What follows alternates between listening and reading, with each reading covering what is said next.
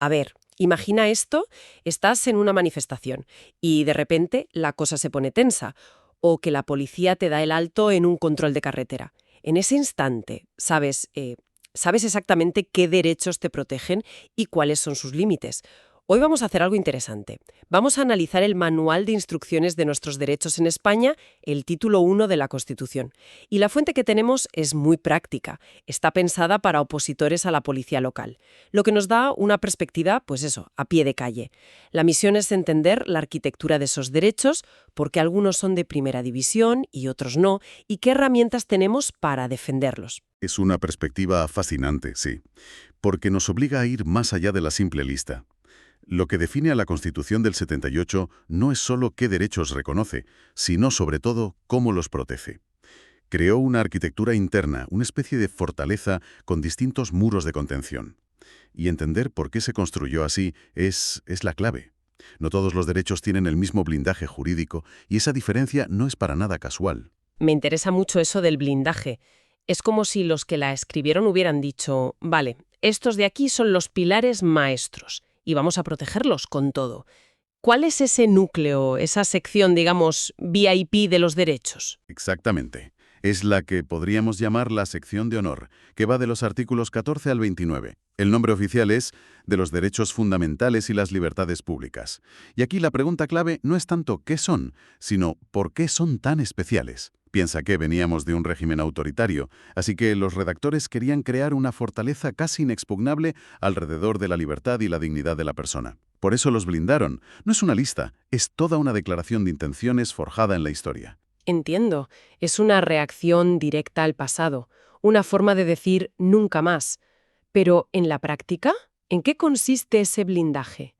O sea, ¿qué hace que el derecho a la vida, del artículo 15, sea jurídicamente más fuerte que, por ejemplo, el derecho a la propiedad privada? Pues se apoya en tres grandes columnas. La primera es el blindaje legislativo. Cualquier ley que desarrolle estos derechos tiene que ser una ley orgánica. Y esto no es un detalle técnico, ¿eh? Significa que para tocarla se necesita mayoría absoluta del Congreso. Es un cerrojo político para que una mayoría simple no pueda, digamos, descafeinarlos. La segunda columna es una protección judicial reforzada.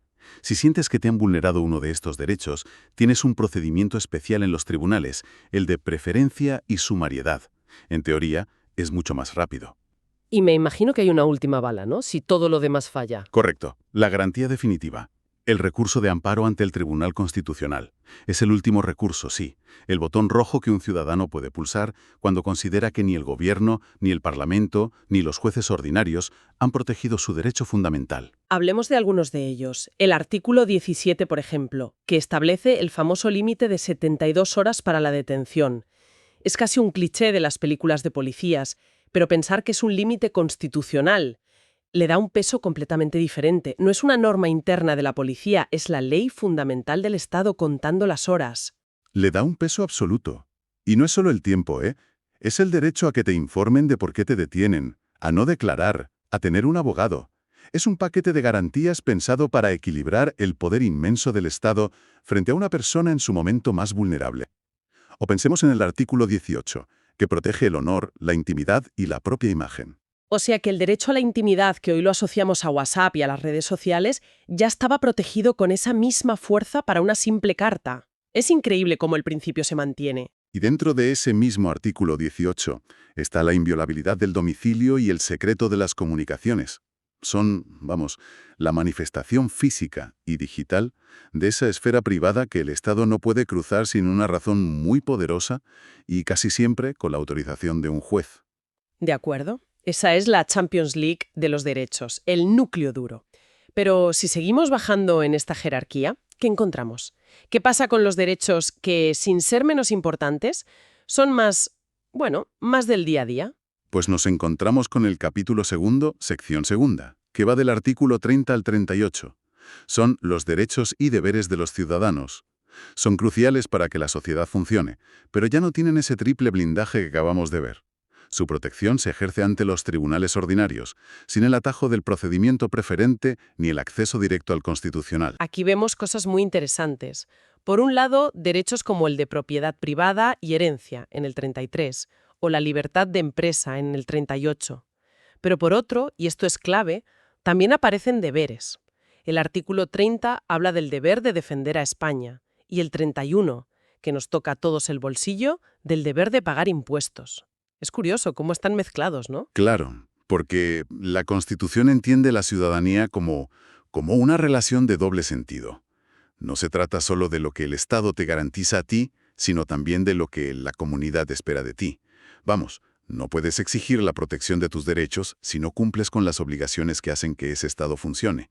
Es el pacto social en su forma más pura. Y luego llegamos al tercer nivel, que según nuestras fuentes es el que más confusión genera. El capítulo tercero, los principios rectores de la política social y económica. Aquí leemos cosas que suenan maravillosas. Derecho a una vivienda digna, a la protección de la salud, a un medio ambiente adecuado. Pero aquí la cosa se complica. Aquí es donde el debate se pone bueno, sí.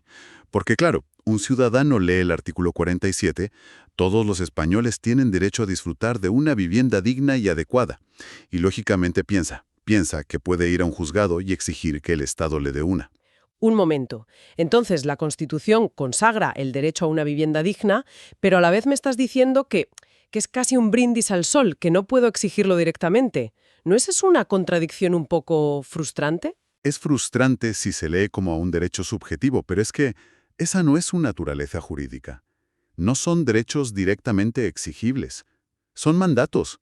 Son directrices que la Constitución da a los poderes públicos. Es como si les dijera, oigan, su trabajo, sus leyes, sus políticas deben orientarse a conseguir estos objetivos. Son la brújula que debe guiar al legislador. Solo se convierten en derechos que puedes reclamar cuando una ley concreta los desarrolla. Por ejemplo, no puedes exigir una casa, pero si una ley crea ayudas al alquiler para jóvenes y tú cumples los requisitos, sí puedes exigir esa ayuda concreta. Vale, ahora lo veo más claro. No es una carta a los Reyes Magos, es más bien un programa de gobierno a largo plazo grabado en piedra. La estructura de 3 niveles queda perfilada.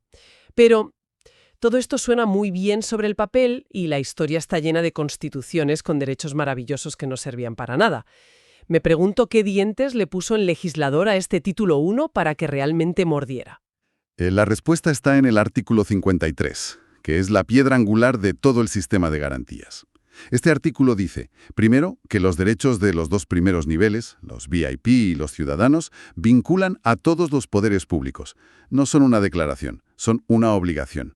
Y segundo, introduce un concepto clave para protegerlos del propio legislador, el contenido esencial. Contenido esencial. Eso suena a término de abogado muy denso. ¿Cómo lo bajamos a tierra? Pues mira, es más fácil de lo que parece. Pensemos en una receta de cocina. Una ley puede regular el derecho a la manifestación, que sería como ajustar las especias de la receta, cambiar el plazo para comunicarla, por ejemplo, pero no puede quitar el ingrediente principal. No puede regularlo de tal manera que, en la práctica, manifestarse sea imposible.